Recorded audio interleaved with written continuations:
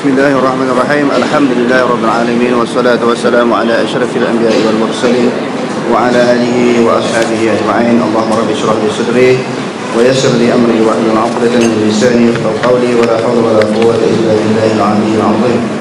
Allahumma la sahla illa ma ja'altahu sahla wa anta taj'alul husna in syi'ta sahla. Rabbi yassir wa la tu'assir wa atmim bil khair. Amma ba'd.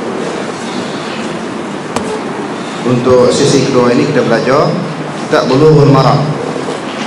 Jadi siapa-siapa yang tak ada kitab Bulughul Maram, dia boleh beli kat luar, ataupun dia nak beli yang photostat ni pun tak apa, ada disediakan di luar.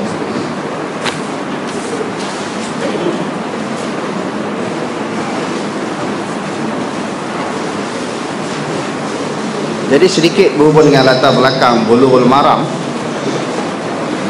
yang dikarang oleh Ibnu Hajar Al-Asqalani.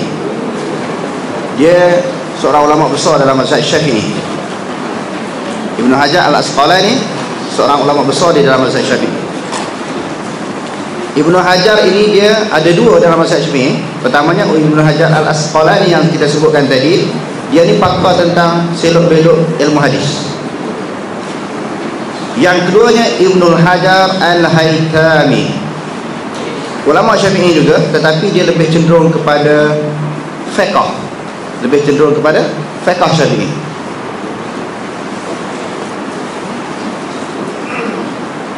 Jadi yang ketiga saya nak sebut, kita ada bawa terjemahan Bulughul Maram ini yang diterjemah oleh Syekh Idris Al-Marbawi. Secara kebetulan kami datang daripada Berbuk Merbau. Bukan kerana fanatik Berbuk Merbau tu kita nak ambil berkat Syekh Idris Al-Marbawi itu, sebab satu-satu ulama Melayu ini yang alim tentang hadis. Dia bukan sahaja terkenal di Nusantara ini, Malaysia, Indonesia, Thailand dan sebagainya. Bukan selain daripada terjemahan Bulughul Maram, dia ada tulis tafsir Yasin, dia ada tulis Bahrul Mazi. Dia terkenal juga di luar negara. Jadi kita nak hidupkan ilmu dia balik. Sebab itu kita bawa buku dia yang diterjemahkan oleh Syekh Idris Al-Marbawi. Jadi sebagai pengenalan ringkas, kita belajar Bulughul Maram ini, dia akan sebut Bulughul Maram itu rawahu sab'ah, rawahu khamsah, rawahu sittah. Jadi kita tengok definisi yang disebutkan itu apa maksud. Kalau sab'ah diriwayatkan oleh 7 imam. Imam ni kalau dia kata 7, maknanya 7 buah kitab. Rawahu sab'ah maknanya 7 buah kitab. Kan sab'atu ni 7. 7 ni apa dia? Imam Ahmad, Musnad Imam Ahmad, Bukhari, Muslim, Abu Daud, Tirmizi, Nasa'i, Ibnu Majah. 7 selain daripada susunan sitah, Bukhari, Muslim, Abu Daud, Tirmizi, Nasa'i, Ibnu Majah, yang atas sekali tambah satu, iaitu Imam Ahmad. Kalau sitah, kalau disebut hadis itu diriwayatkan oleh ashabus sitah, maknanya yang 6 tu siapa dia? Tolak satu, buang Imam Ahmad. Tadi Imam Ahmad kan, saya ulangi, Imam Ahmad bin Hanbal yang mengarang Musnad Imam Ahmad. Selepas itu maknanya 7. Kitab yang 7 maknanya Imam Ahmad, Imam Bukhari, Muslim, Abu Daud, Tirmizi, Nasa'i, Ibnu Majah. Kalau 6 maknanya buang satu, iaitu tinggal Bukhari, Muslim, Abu Daud, Tirmizi, Nasa'i, Ibnu Majah. Kalau dia kata rawahu khamsah, 5 yang dimaksudkan di sini Ahmad, Abu Daud, Tirmizi, Nasa'i, Ibnu Majah. Kalau dia kata arba'ah, rawahul arba'ah, hadis ini dia akan sebut siapa riwayat. Kalau 4 tu dia kata apa dia? Abu Daud, Tirmizi, Nasa'i, Ibnu Majah. Kalau hadis itu diriwayatkan oleh 3 imam, Abu Daud, Tirmizi, Nasa'i. Kalau dia kata muttafaq alaih ataupun rawahu Syekhani, Bukhari dan juga Muslim.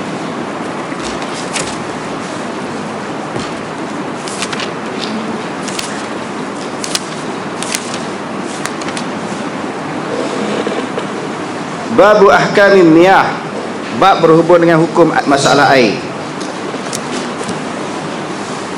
Jadi biasa kitab-kitab hadis ini, kalau yang disebut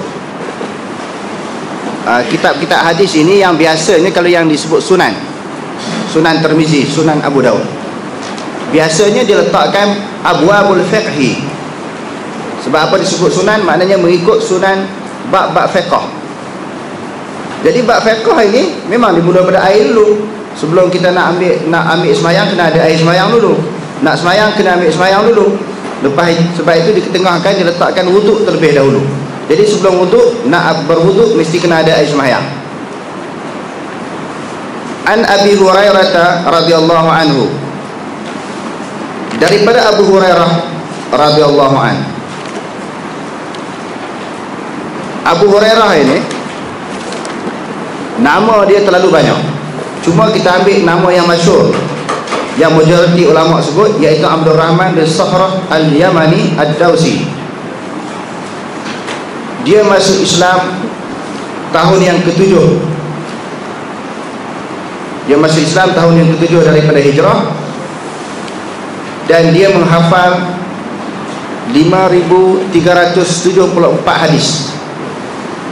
5,374 hadis.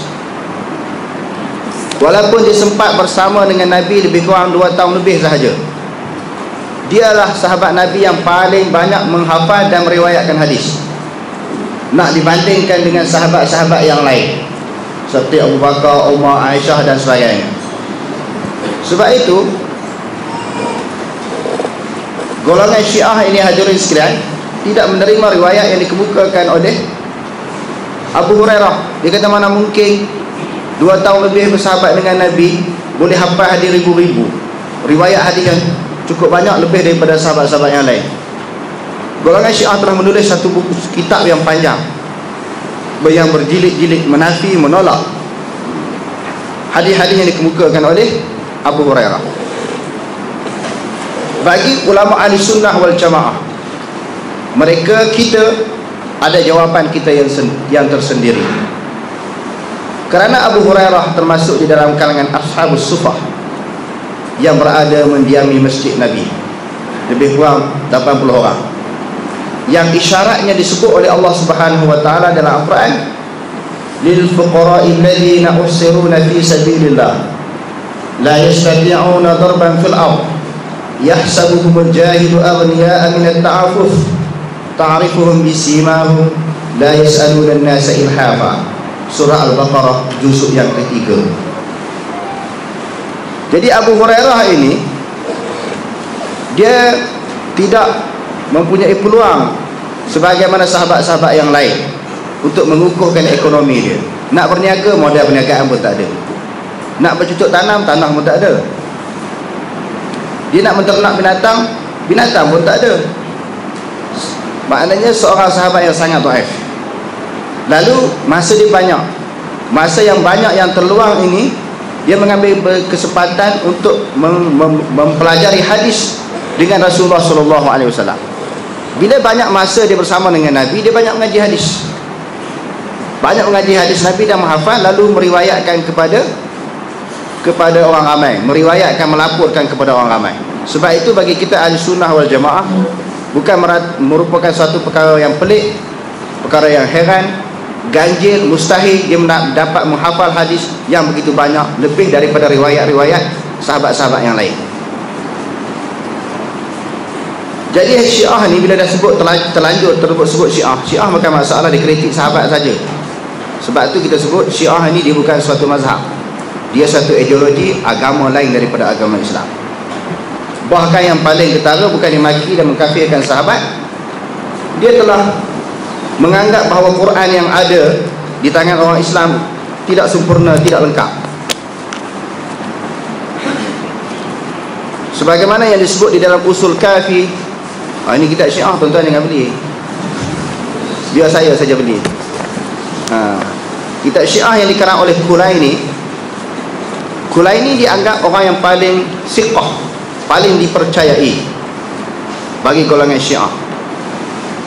Tuan-tuan boleh tengok dalam YouTube perdebatan antara Sunni Syiah. Bila kita buka kitab dia, ini kitab induk dia. Kalau kita Bukhari, dia Usul Kafi. Dalam Usul Kafi menyebut muka surat 286 di bawah tajuk innahu lam yajma'il qur'ana kullahu illa al-a'immatu alaihimus salam wa annahum ya'lamuna 'ilmahu kullahu. Dia kata bahawasanya tidak menghimpunkan Al-Quran kesemuanya melainkan a'immah alaihi salam, iaitu imam 12 tu. Kerana mereka mengetahui semuanya. Kita tengok apa yang dia sebut. Muhammad bin Yahya an Ahmad bin Muhammadin an Ali bin Mahbubin an Amr bin Abi Miqdam an Jabir qala sami'tu Aba Ja'far alaihi salam yaqulu madda'a ahadun minan nasi, tidak ada mana-mana orang yang menganggap annahu jama'al Qur'ana kullahu, yang menganggap bahawa dia telah menghimpunkan Al-Quran semuanya, kama unzila illa kazzabun, sebagaimana yang diturunkan melainkan penipu. Siapa-siapa yang kata dia ada Quran yang lengkap sebagaimana yang Allah Ta'ala turunkan daripada langit, penipu dia kata. Sebab apa? Wa ma jama'ahu wa hafizahu kama nazzalahu Allah Ta'ala illa Ali bin Abi Talib alaihi salam wal a'immatu min ba'dihim alaihi wassalam. Karena tidak ada yang menghimpunkan Al-Quran melainkan Sayyidina Ali dengan zuriat dia. Tengok dia syok dengan Quran. Dzalikal kitabul la raiba fihi. Yang demikian itu kitab Al-Quran tidak ada ragu. Kita tidak boleh ragu. Nahnu nazzalna zikra wa inna lahu lahafizun. Kami menurun Quran, kamilah yang menjaga Quran sampai kiamat. Quran tidak berlaku tokok tambah. Begitu juga disebut oleh Khumaini di dalam kitabnya Kashful Asra. Bila Rasulullah wafat, Abu Bakar dan Umar telah menokok tambah Al-Quran. Dia ragu tentang Al-Quran. Sebab itu persoalan Syiah dia melibatkan akidah, bukan masalah furu'. Masalah kunut tak kunut itu bukan masalah. Kita boleh tolak ansur dalam masalah furu' agama yang kita sebutkan tadi. Tapi ini melibatkan masalah akidah, melibatkan keyakinan kepada tauhid, kepada iman, kepercayaan kepada Quran. Jadi dia ini Syiah bukan sahaja dia mengkafirkan sebahagian besar daripada sahabat, bahkan mereka Quran itu sendiri ditolak. An Abi Hurairah radhiyallahu anhu qala Rasulullah sallallahu alaihi wasallam fil bahri, berhubung dengan masalah air. Hadis ini panjang. Sahabat-sahabat ini dia bawa qalilan minal ma', sebahagian daripada air. Mereka melalui pelayaran, musafir melalui jalan laut. Dia kata kami ada bawa sedikit air. Kalau kami berwuduk dengan air yang kami bawa itu, atashna atau atishna, kami jadi dahaga lah. Sebab air laut orang tak minum sebab dia masin. Boleh tak air yang kami bawa kami minum? Bila nak ambil sembahyang kami guna air laut. Itu yang mari hadis ana tawaddau min ma'il bahri. Wahai Rasulullah, boleh tak kami mengambil sembahyang dari air laut? Kalau air telaga, air hujan, orang tak tanya, sahabat tak tanya, dah tahu, boleh. Tetapi air laut ini hukum dia rasa dia masih. Sebab itu sahabat tanya hukum dia macam mana. Lalu Rasulullah SAW dia tak jawab na'am. Dia jawab apa? Huwa tahuru ma'uhu al-hillul maitatuhu. Dalam satu riwayat wal hillu maitatuhu. Air laut itu bersih. Dia sebut tahur, dia tak sebut tuhur. Tahur maknanya diri dia sendiri bersih dan boleh membersihkan yang lain. Dalam istilah fiqh kita, suci dan menyucikan. Bukan saja dia suci. Macam suci ni kita kata air teh, kopi, Milo, Ovaltine, Neslo, macam-macam air, kopi Gano, kopi Larat, kopi jantan, macam-macam lah kalau nak sebut air tu, dia suci. Maknanya sebab tu kita boleh minum, tetapi tidak menyucikan yang lain. Adapun air laut ini, diri dia sendiri bersifat dengan suci, bersih, boleh menyucikan yang lain. Dan Rasulullah kata, dan segala bangkai dan halal bangkai-bangkai yang berada di dalamnya. Sebab apa Rasulullah sebut bangkai? Kalau bangkai maknanya sesuatu yang mati. Bangkai apa makna? Seseekor binatang yang mati tanpa disembelih. Itu yang pertama dengan makna bangkai. Mati tanpa sembelihan, bangkai dipanggil. lembu, kerbau, kambing, ayam dan sebagainya mati tidak disembelih, dipanggil bangkai. Bangkai kambing, lembu, ayam. Sebab apa panggil bangkai? Kerana tidak disembelih. Satu lagi, bangkai ini disembelih juga. Binatang yang halal dimakan disembelih, tetapi dengan bukan melalui kaedah syarak. Sembelih daripada orang kafir, kecuali ahlul kitab, Yahudi dan Nasrani. Kita kata Buddha, bukan agama samawi. Hindu bukan agama samawi. Ayahpe bukan agama samawi. Mereka ini yang disebutkan tadi, sembelih binatang, sembelih juga, tetapi tidak sah sembelihan dia. Sebab apa? Mereka penyembelihan orang yang bukan Islam. Tadi bangkai dia mati begitu saja tanpa disembelih. Yang keduanya disembelih tapi bukan orang Islam sembelih, maka dianggap bangkai juga. Itu maknanya takrif definisi bangkai. Tetapi bangkai yang berada di atas darat berbeza bangkai yang berada di dalam laut. Kerana bangkai yang berada di dalam laut, berdasarkan kepada hadis ini, semua boleh makan. Semua boleh makan. Lalu tak lalu itu cerita lain. Kita orang Melayu kita ni banyak menghukum sesuatu perkara berdasarkan kepada perasaan, bukan kepada nafs, bukan kepada dalil, bukan kepada hukum masalah itu sendiri. Halal ke haram bukan masalah hukum. Banyaknya orang Melayu hukum masalah berdasarkan perasaan, berdasarkan kepada gamak tak gamak. Tak gamak nak makan ni. Bila dia kata tak gamak, tak lalu nak makan, dihukumkan benda tu haram, walaupun benda tu halal. Jadi kita di sini nak hukumkan sesuatu perkara berdasarkan kepada apa? Berdasarkan kepada hukum itu sendiri, bukan berdasarkan kepada perasaan kita. Berdasarkan kepada hadis tadi, zahaban imamu Abu Hanifah ila ibahati samaki bi jami'i anwa'iha wa harrama ma adahu mislal kalbil ma'i wa khinzirihi wa thu'banihi wa ghairihi mimma huwa ala suratil haywanil barri fa innahu la yahillu 'indahu. Bagi Abu Hanifah, selain daripada ikan semua haram. Dalam laut ni, dalam laut semua binatang ini selain daripada ikan pun dia haram bagi Abu Hanifah. Sebab itu, walaupun saya belajar melalui sistem Deobandi, saya tak ambil semua. Kita ambil ilmu dia sahaja. Ada orang di Malaysia ini, dia belajar Deobandi di India, Pakistan, dia nak bawa 100% pemikiran Deobandi di Malaysia. Tidak tepat. Sebab apa? Sebab Malaysia ni umum pegang pada mazhab Syafi'i.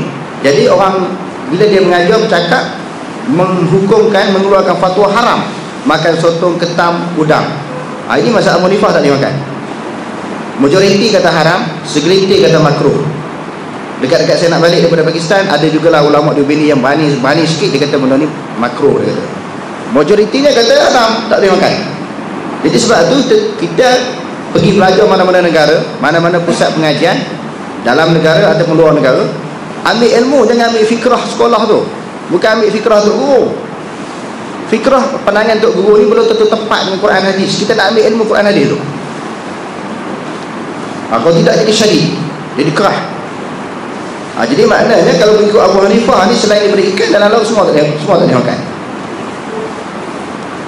Dan pegangan Imam Ahmad bin Hanbal, wa zahaba Imamul Ahmad fil masyhuri min mazhabihi ila ibahatil hayawanil barri kullihi ada difda'i wal hayati wal timsahi.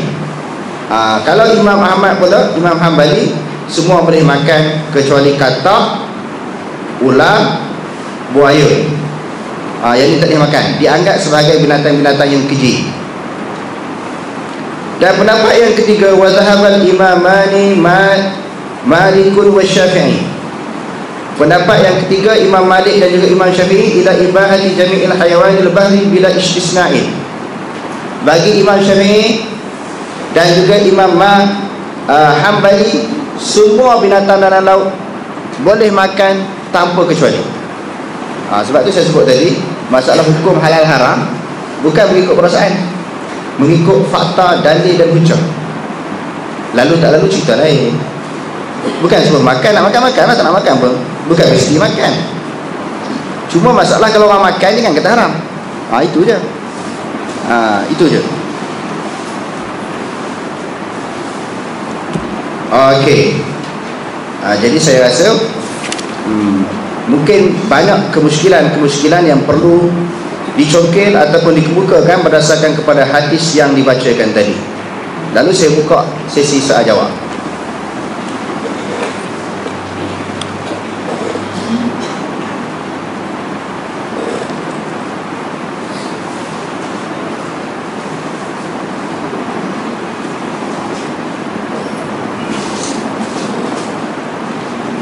Ya.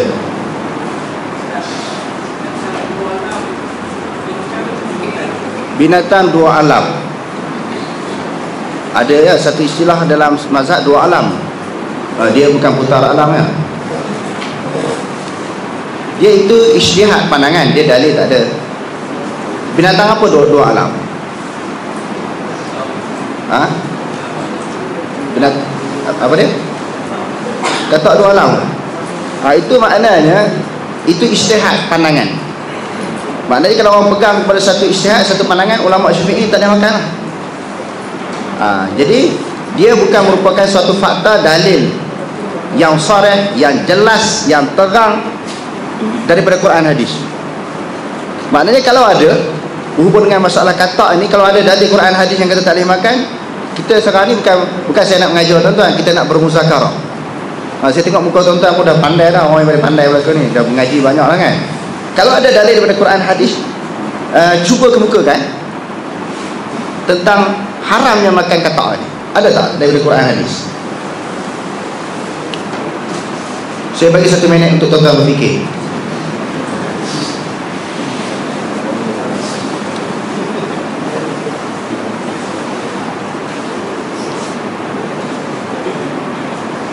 Bagi saya kata daripada Quran, daripada hadis tak ada. Bagi saya, mungkin bagi tuan-tuan ada. Sebab tu saya bagi 1 minit untuk bagi kemukakan jawapan. Dalam riwayat siapa? Hadis memang, dalam Quran memang tak ada. Dalam Quran sebut 4 je. Hurriman alaikumul maitatu waddamu walahmul khinzir wa ma uhilla li ghairillahi bih. Diharamkan makan bangkai, darah, daging babi dan binatang yang disembelih bukan kerana Allah, sembelih kerana tokong. Itu Quran 4 cerita. Okey, yang lain dalam hadis ada?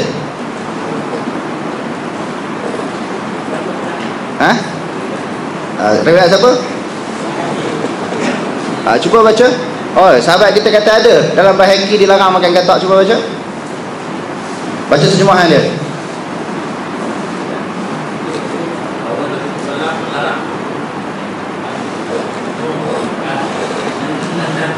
Hadis tu saya baca dah.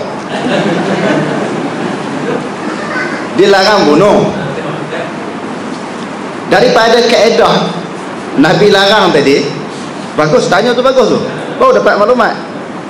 Daripada kaedah larang, dia sebenarnya ja'at tabibun ila Rasulullah sallallahu alaihi wasallam. Rasulullah seorang tabib, doktor, tanya Nabi, boleh tak dia nak ambil katak dijadikan sebagai ubat? Betul tak? Lalu Nabi kata fanahahu an qatlihi. Maknanya dilarang supaya bunuh. Daripada larangan Nabi itu, Imam Syafi'i kata kalau boleh Rasulullah tak larang. Itu andaian, dia panggil ihtimal. Di dalam usul fiqh dia panggil ihtimal, andaian. Jadi andaian ni boleh pegang kerana ijtihad. Tetapi dia bukan merupakan satu fakta, satu dalil yang sharih. Sharih ni di dalam usul fiqh dipanggil jelas, terang. Sebab itu di dalam mazhab Imam Malik kata tak boleh makan. Tapi tuan-tuan jangan buat huara.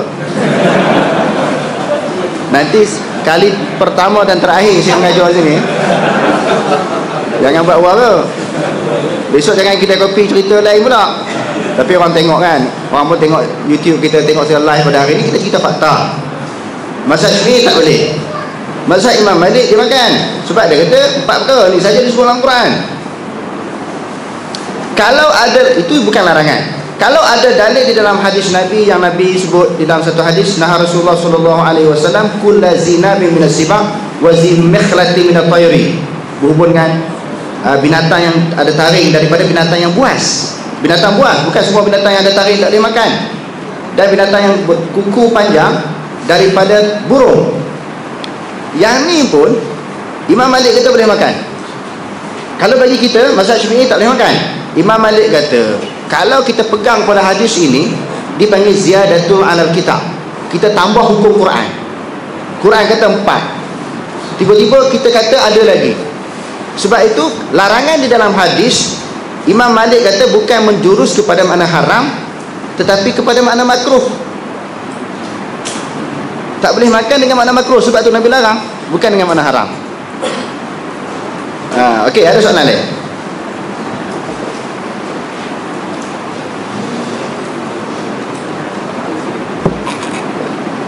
Sila.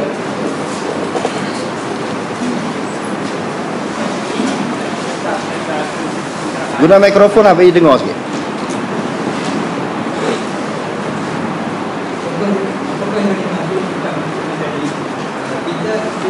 Kita ambil itu daripada buku, bukan kita ambil fikrah.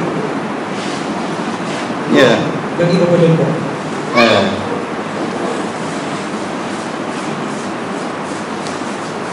Tadi kita sebut kita ambil ilmu daripada guru. Apa yang diterangkan, yang dia mampu mengemukakan dalil hujah daripada Quran dan hadis, kita ambil. Sebab Quran ajar kita, fa in tanaza'tum fi syai'in farudduhu ila Allah war Rasul in kuntum tu'minuna billahi wal yawmil akhir dzalika khairun wa ahsanu ta'wila. Jika sekiranya kamu berbeza pendapat antara satu sama lain, hendaklah kamu kembali kepada Allah, iaitu Al-Quran, dan juga kembali kepada Rasul, iaitu hadis Nabi SAW. Sekiranya kamu beriman kepada Allah dan juga hari akhirat, yang demikian itu sebaik-baik kesudahan. Jadi saya sebut tadi, kita ambil ilmu daripada guru, bukan fikrah guru. Sebab apa saya kata macam tu? Bukan semua fikrah yang disampaikan oleh mana-mana guru, termasuk saya sendiri. Bukan semua yang disampaikan oleh mana-mana guru, termasuk saya sendiri, fikrah dia itu betul. Kadang-kadang apa yang diajar melalui Quran dan hadis itu betul lah, tetapi ketika menyampaikan ilmu, menghuraikan, mentafsirkan, kadang-kadang dia termasuk dengan hawa nafsu dia sendiri, kadang-kadang dengan pemikiran dia sendiri, kadang-kadang dengan pandangan peribadi dia sendiri. Kadang-kadang pandangan peribadi dia itu ataupun pemikiran dia itu, kita tengok Quran hadis itu tak tepat tu, tak tepat, maka kita tak boleh ikut. Yang dituntut dan diperintahkan supaya kita ikuti Quran dan hadis itu sendiri. Kalau kita kata semua pendapat guru ni kena terima belaka, Imam Syafi'i tak buat mazhab Syafi'i, dia belajar dengan Imam Malik. Pendapat Imam Malik banyak bercanggah dengan Imam Syafi'i, patutnya dia terima semua pandangan guru dia. Imam Hambali berguru dengan Imam Syafi'i. Bila berguru, dia nampak ada beberapa pendapat pandangan Imam Syafi'i yang dia rasa tak berapa kemas, tak berapa nak tepat. Lalu dia kemukakan pandangan dia yang orang tulis jadikan mazhab Hambali. Sebab tu dia tak ikut semua. Begitu juga anak murid Imam Hambali. Sebab Imam Malik kata, kullu qawlin yu'khadhu wa yutraku illa qawlun nabi, wa fi riwayatin ila qawlu sahibi hadzal qabri. Setiap pendapat dan perkataan boleh diterima dan boleh ditolak kecuali perkataan Nabi. Dalam riwayat yang lain, Imam Malik kata, melainkan perkataan penghuni kubur ini, wa asyara ila qabri Nabi sallallahu alaihi wasallam. Lalu dia isyaratkan ini kubur Nabi. Kubur Nabi, maknanya penghuni kubur ini, percakapan dia tak boleh tolak. Orang lain kena timbang dulu. Nak beli barang pun timbang. Ini nak terima pendapat, kena timbang dulu dengan Quran hadis. Tak boleh kita terima bulat-bulat. Kalau tidak, ni dalam Islam ni dia satu pendapat je, satu pandangan je. Daripada kalangan sahabat ada berbagai-bagai pendapat dan pandangan. Selepas pada sahabat, naiknya tabi'in, munculnya generasi zaman tabi'in, banyak lagi pendapat. Selepas daripada itu zaman Imam Mazhab, banyak lagi pendapat. Jadi pendapat yang berbeza ini memang perlu, sebab manusia tidak berfikir dengan satu hala, dengan suatu cara sahaja. Jadi saya nak sebutkan di sini, berhubung dengan ilmu yang dikemukakan oleh guru yang bersumberkan Quran hadis, ilmu itu kita ambil. Adapun fikrah pandangan peribadi kita tak ambil. Macam saya cerita pengalaman saya sikit. Saya belajar di pondok. Guru saya ni alim, warak, bagus. Tetapi bukan semua pandangan dia kita boleh terima. Kadang-kadang okey. Ada pandangan yang tak okey kita nampak. Pandangan yang kita nampak tak tepat dengan Quran hadis.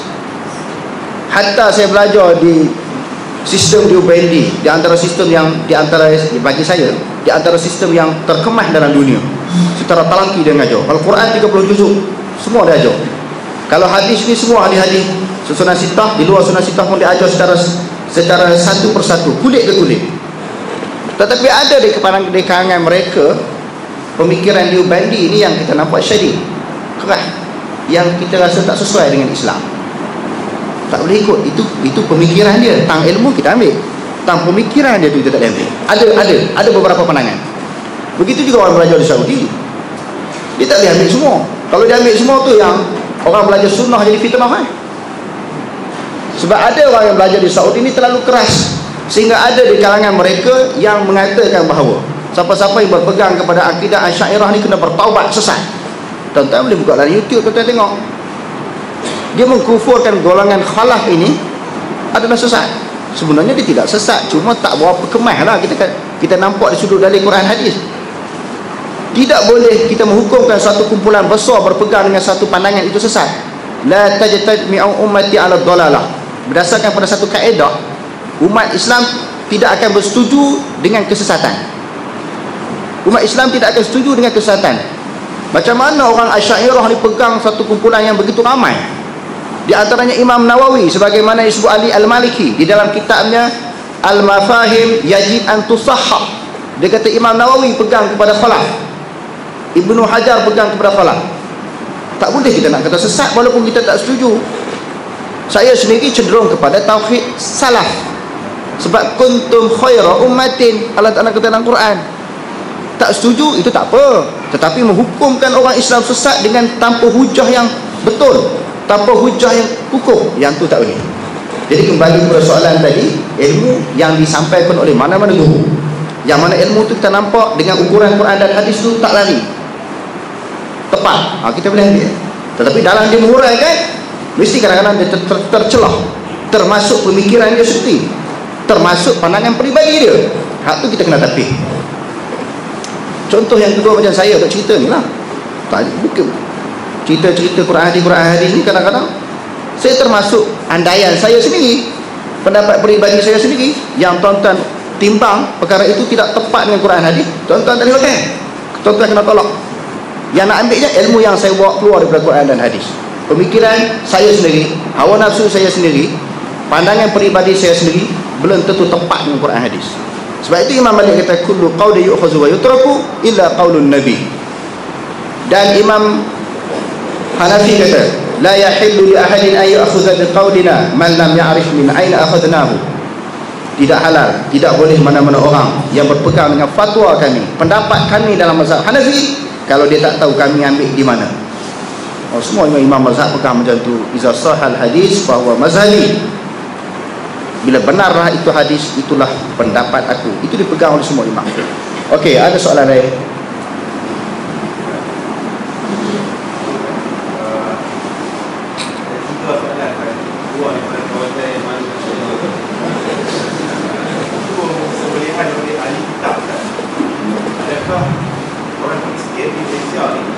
Boleh dianggap sebagai ahli kitab. Dan yang kedua, boleh uji makan dari uji. Dan yang ketiga soalan saya sendiri, macam Ustaz kata tadi, nak diikut kitab dulu. Kalau yang salah, kalau salah yang salah. Kalau yang betul boleh ikut. Bagaimana kalau saya rasa saya ni dhaif Ustaz? Nah, sanggah pendapat itu saya. Yang banyak orang bila ditanya soalan, kita sanggah. Nak tanya soalan, sebab kita ilmu tu kan, ikut dulu ke ilmu lagi. Kita nak sanggah pendapat dia tu. Okey, pendapat yang pertama, sembelihan ahli kitab ni halal. Yasalunaka madza uhilla lahum qul uhilla lakum at-thayyibat wa ma 'allamtum, sampai bawah tu wa ta'amu ahli kitab halal lahum wa ta'amukum halal lahum, disebut di dalam surah Al-Maidah. Cuma Kristian di Malaysia ni yang tu kita kena bersiasat lah. Dipegang pada ahli kitab ke? Walaupun orang kata kitab itu telah berlaku perubahan. Perubahan ini sebenarnya zaman Nabi Musa lagi, bukan zaman sekarang. Wa qulu hiqqatun naghfir lakum khatayakum wa sanazidul muhsinin. Surah Al-Baqarah juzuk pertama. Allah Ta'ala kata wa qulu hiqqatun, hendaklah kamu sebut ampunilah dosa kami. Mereka tukar hintatun, dia letak nun di situ. Hintah jadi maknanya gandum. Gandum menjurus kepada mana makan. Kalau hittah maknanya bertaubat. Kalau bertaubat menunjukkan mereka ada dosa. Oh, Yahudi dia tukar Taurat ini zaman Nabi Musa, tukar Injil di zaman Nabi Isa lagi.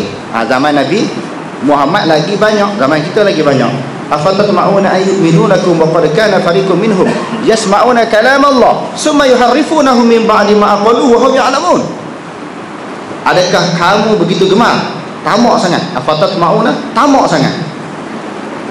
Allah Ta'ala tanya sahabat-sahabat Nabi, nak ajak demo ni masuk Islam, sedangkan demo pun baca kitab, tetapi dia tukar. Maknanya isu perubahan kitab Taurat ni dah lama. Cuma ahli Malaysia ni kena tanya, dia betul ke dia pegang pada Yahudi? Kita takut macam Kristian di Indonesia, bukan dia ahli kitab, orang Islam Melayu jadi kafir, jadi murtad, itu tak panggil ahli kitab. Ahli Malaysia ni kena perlukan pada kajian lain. Dia kena tanya betul ke dia ahli kitab. Yang kedua, masalah makan daging kucing, mazhab Syafi'i haram dimakan. Jangan makan makanan lain banyak lagi. Makanan lain banyak lagi. Yang ketiga, berhubung dengan bagaimana saya sebut tadi, berhubung dengan pendapat mana-mana guru. Bukan mestinya semua kena sanggah. Sekiranya andai kata kalau ada yang salah, itu isunya. Jangan tuan-tuan pergi mengaji angkat tangan, ustaz cakap tak betul tu, ustaz betul tu. Jangan macam tu. Tengok yang mana yang salah sahaja. Kita bukan kata kita sanggah, kita tanya, ustaz sebut benda ni ambil dalil di mana? Tijala cucang akar ini ada hadis ke? Tanya kan, hadis tu ambil dari riwayat siapa? Tijala cucang akar ini boleh tanya, bukan kata kita sanggah. Tak ada masalah tanya. Macam tuan-tuan sebut tadi kan, hadisnya ada. Saya bila saya tak tahu, saya kena angkat tangan angkat kaki. Aku tak tahu, ada orang boleh tegur aku. Sikap anak murid kena tanya kalau dia muskil. Sikap guru dia kena jawab dengan betul. Kalau dia tak tahu, wallahu a'lam. Imam Malik 27 soalan orang kebuka kan, 3 soalan dia jawab. Imam Malik dia tak rasa malu pun. Ini orang kita kalau tak jawab kan, nanti orang kata aku bodoh sangat. Soalan yang remeh-temeh pun tak boleh jawab. Kamu pandai pada Imam Malik ke? Malu kena sebut wallahu a'lam. Jadi komen ke, jatuh maruah ke sebut wallahu a'lam? Sebut wallahu a'lam, berjawapan yang paling tepat. Allah Ta'ala saja yang mengetahui. Kembali kepada soalan tadi, maka kita boleh tanya, walaupun kita siapa nak banding dengan dia, bukan isu itu. Isunya dalam ilmu pengajian ini, ilmu itu terlalu banyak yang orang sebut sebagai lautan tidak bertepi. Jadi ada yang guru tahu, ada yang guru tak tahu. Kadang-kadang sesuatu isu, sesuatu maklumat, sesuatu masalah, anak murid lebih tahu daripada guru. Sebab itu saya alhamdulillah, di mana sahaja saya mengajar, saya buka soalan, belum tentu saya boleh jawab. Banyak soalan yang dikemukakan saya tak boleh jawab. Saya kata wallahu a'lam. Sebab ilmu ni daripada Allah. Kalau semua orang berpegang macam tu, insya-Allah agama kita selamat. Ini yang jadi masalahnya, cuba nak jawab juga walaupun dalam keadaan tak tahu. Dan kadang-kadang bukan di dalam bidang dia. Dia belajar di Azhar ke mana-mana universiti bidang lain. Balik Malaysia dia goreng-goreng masalah hadis ni, goreng lebih sangat jadi hanyut. Jangan goreng lebih-lebih. Kita cerita benda yang kita tahu sahaja. Hak kita tak tahu tu, kita belajar lagi, kaji lagi. Kita sebut wallahu a'lam. Ini majoriti yang berlaku dalam dunia ni. Bila dia glamour, terkenal seluruh dunia. Ada satu hamba Allah Ta'ala, dia kata, kalau saya baca hadis palsu, macam mana anak murid saya ratus-ratus ribu, mungkin berjuta anak murid saya dalam Malaysia ni, adakah munasabah saya baca hadis palsu? Padahalnya confirm kamu baca palsu. Sehingga sekarang kamu tidak boleh mengemukakan hadis itu dari siapa riwayat. Ada orang, saya tak sebut nama, dia tak boleh saman saya tak sebut siapa-siapa. Sepatutnya bila telah hancur, kita kan apa yang saya baca silap, saya telah menjual nama Nabi. Inna kaziban alayya laysa ka kazibin ala ahadin wa man kaziba alayya muta'ammidan fayatabawwa maq'adahu minan nar. Hadis sahih riwayat Bukhari. Berdusta terhadap aku bukan sama dengan berdusta kepada mana-mana orang. Kerana berdusta terhadap aku, dia telah hendaklah dia menempatkan diri dia di dalam neraka. Oh, nak masuk neraka ke? Nak masuk neraka? Berani ke masuk neraka? Fama asbarahum 'alan nar. Allah Taala kata apa? Alangkah tahannya mereka, alangkah sabarnya mereka. Allah Taala perli. Allah Taala perli dalam surah Al-Baqarah juzuk yang kedua. Alangkah tahannya mereka ini, alangkah sabarnya mereka ini duduk dalam neraka. Mana orang boleh sabar, mana orang boleh tahan duduk dalam neraka? Jadi menipu Nabi penyebab kita dikumpan dalam neraka. Okey, ada soalan lain? Tuan Pengerusi boleh bagi isyarat kalau sekiranya habis masa ya. Tuan nak macam ni. Taman. Okey, sila.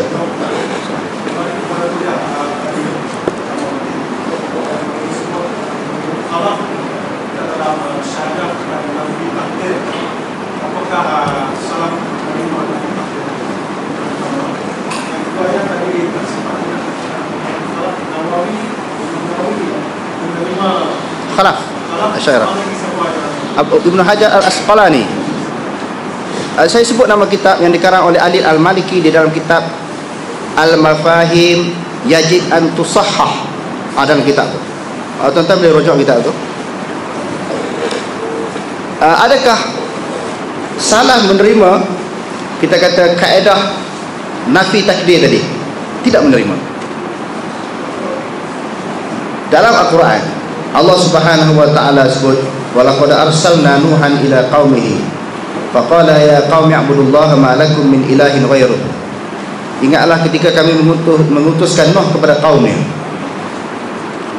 dalam keadaan kaum Nabi Nuh sedang sembah berhala, sedang sembah Tuhan yang lain daripada Allah, sedang sembah berhala.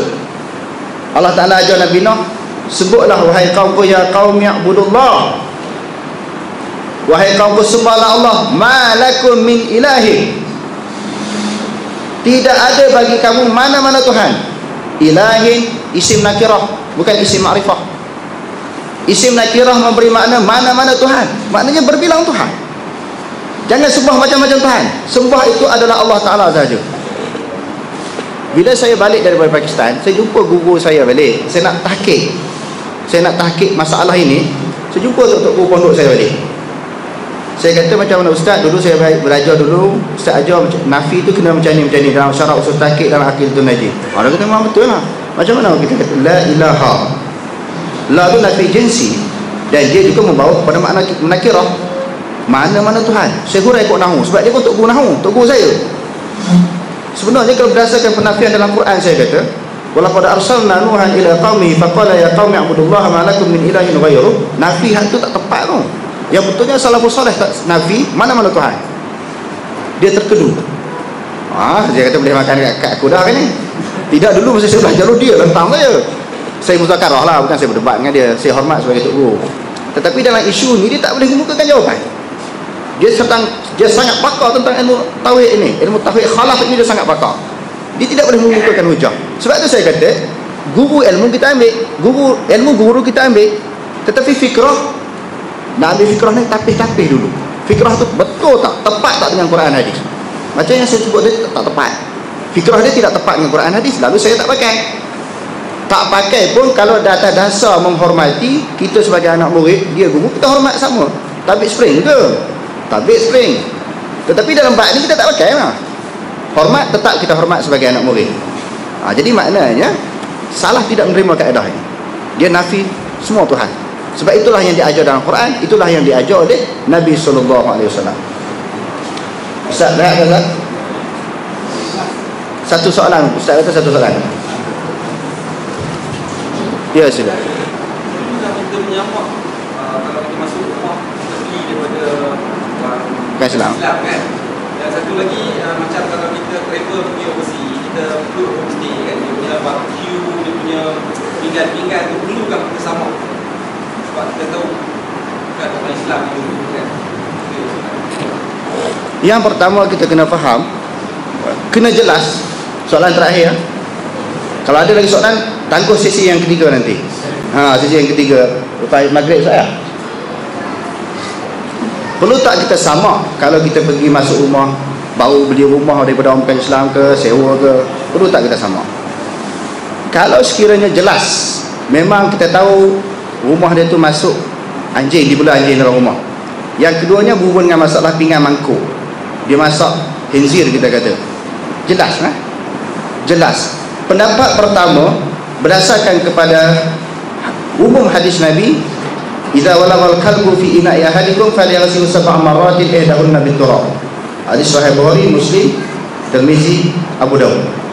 Apabila di anjing menjilat pinggan mangkuk salah seorang daripada kamu, sebab apa Nabi sebut pinggan mangkuk? Sebab sisa makanan masih berbaki di pinggan mangkuk, lalu dijilat oleh anjing, maka dibasuh 7 kali, sekali dengan air tanah.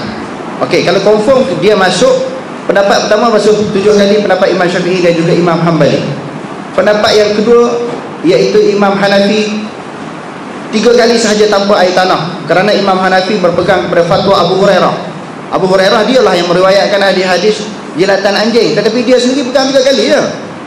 Kaedah usul fiqh dalam mazhab Hanafi, al-ibratu bima ra'a wala bima rawa. Pengajaran diambil daripada pandangan perawi, bukan diambil daripada hadis yang diriwayatkan oleh perawi. Sebab perawi yang melaporkan hadis, dia lebih faham tentang hadis itu. Jadi Abu Hurairah pegang 3 kali je tanpa air tanah kalau kena najis apa dia tadi, anjing. Bagi Imam Malik kata basuh sekali. Sebab ambil Quran, yas'alunaka ma uhilla lahum qul uhilla lakumut thayyibat wa ma 'allamtum minal jawarihi mukallibina tu'allimunahunna mimma 'allamakumullah. Surah Al-Maidah ayat yang keempat, berhubung dengan anjing buruan. Kan dalam Quran tu kata bila anjing buruan tangkap binatang, dia tak suruh samak, dia suruh boleh makan. Kita basuh, dia tak cerita pula kena basuh 7 kali, tak suruh samak. Begitu juga dalam hadis kata wa iza arsalta kalbaka wa zukira smullahi alaihi fakul. Bila kamu utuskan, lepaskan anjing kamu, kamu baca bismillah, dia tangkap, makanlah binatang tu. Jadi Quran hadis tak suruh samak. Jadi Imam Malik kata berhubung dengan hukum samak telah mansuh, kerana ayat surah Al-Maidah tadi di antara ayat yang terakhir sebelum Nabi wafat. Bagi Imam Malik bahawa dah mansuh, dah basuh 7 kali itu dah mansuh, dia kata. Kesimpulan maka berhubung dengan anjing boleh pegang salah satu daripada 3 pendapat. Basuh 7 kali, sekali dengan air tanah, yang kedua 3 kali tanpa air tanah, yang ketiga basuh sekali.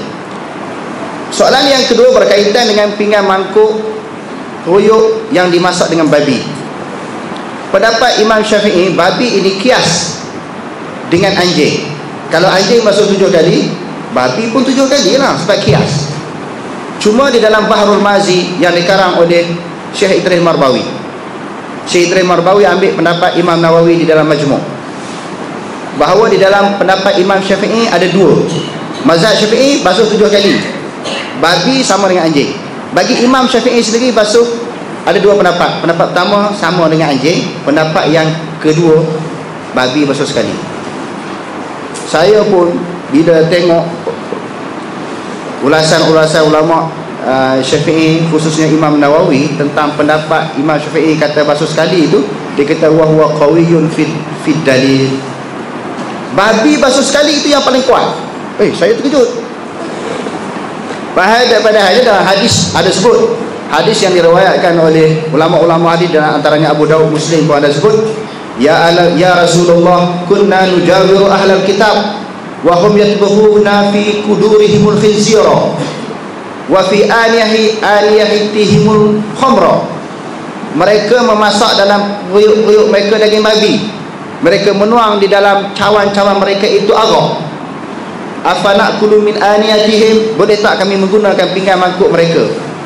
Rasulullah kata kalau tak ada fa'ilan tajidu ghairaha, kalau tak ada yang lain, kalau ada yang lain guna yang lain, kalau tak ada kamu basuh dan kamu gunakan pinggan mangkuk yang diletak babi tadi, ruyuk yang dimasak babi kamu guna. Ibnu Hajar Al-Asqalani di dalam kitabnya Talkhisul Khabir, Ibnu Hajar masak apa tadi? Wabi Syafi'i. Ibnu Hajar mazhab Syafi'i kita, jangan terlupa pula. Ibnu Hajar di dalam memberi komentar terhadap hadis ini, dia kata fa amarahu bil ghusli wa lam yuqayyad bi adad. Rasulullah suruh basuh sahaja babi tadi. Rasulullah tak cerita berapa kali. Sepatutnya babi sebutlah 7 kali ke, 14 kali ke, 21 kali ke, sebab dia lebih teruk daripada anjing. Bila Nabi kata basuh sahaja, patutlah Imam Syafi'i kata, ada pendapat yang kedua, dia kata basuh sekali babi. Imam Syafi'i ini cerdik. Dan Imam Nawawi menyokong pendapat Imam Syafi'i di dalam isu ini. Jadi kembali kepada soalan tadi, nak senangnya pakai pendapat Imam Syafi'i yang kedua. Bahkan pendapat itu lebih kuat. Kalau ada pinggan mangkuk, basuh sekali tanpa air tanah. Babi tadi, bukan kita makan babi, basuh pinggan tu. Mengaji hadis ni senang tuan-tuan, senang faham dan senang nak beramal. Dia merupakan satu fakta yang terang, yang jelas, yang tepat. Wallahu a'lam. Kita rehat dulu. Aku qali hadza, astaghfirullahalazim wa atubu ilaih. Assalamualaikum warahmatullahi wabarakatuh.